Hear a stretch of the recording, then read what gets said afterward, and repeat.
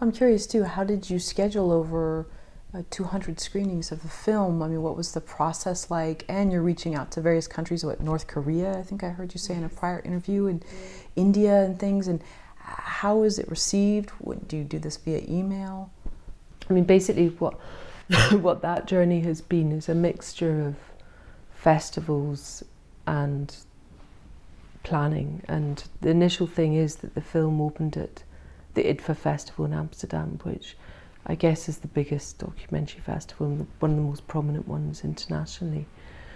And because it was up for competition, it was more visible, so lots of people saw it, and it did well in that. It was one of the top 10 audience favourites, and that then meant that other people wanted to show it in their festivals. And we thought, well, that would be great that, you know, it continues being seen in festivals. But then our very clever producer, Sonia Enrique, and Ben Kempis, who planned this amazing outreach campaign, and somebody else who had done fantastic community work called Rebecca Day, and our supporters from the MND Association, they kind of all got together with us too and discussed how we could really capitalise on people's interest, and decided to have a global screening day where for one day, which was the 21st of June, it coincided with Global Awareness Week. Yeah.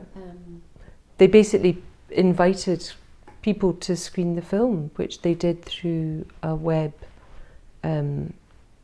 link, or through Blu-rays or through DVDs getting sent, or players getting sent, and it was screened in a mixture of cinemas, village halls, community centres, churches, people's living rooms, literally all over the world on that one day. But the screenings just continue. I mean, this last week it's been in Latvia, it's been New York, it's been LA, it's was in Lebanon recently. You know, it's, as you said, North Korea, China. I mean, so many countries. Right, I believe I saw an interview after the Edinburgh Film Festival where one of the participants just said that it really makes you question, I don't know if I could be as strong, you know, watching the two of you on there. And I'm curious, what do people say if you've attended the screenings for any Q&As?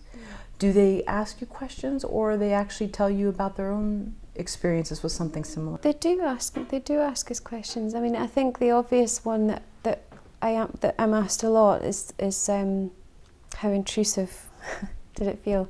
And I think I've explained that already. I think that is the assumption, is that it would be intrusive, and it really wasn't, because our privacy had already completely gone. But I think mainly people want to thank us for making them look at their own lives, and they have this appreciation of the little things, which for me is just fantastic. I love that they're coming out of the film saying that it's uplifting and life-affirming, and, you know, it's not depressing. We weren't depressing people, you know. It's.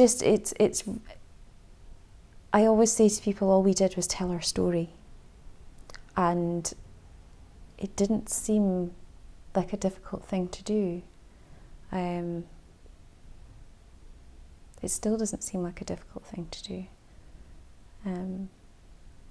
It's just quite a small thing, really.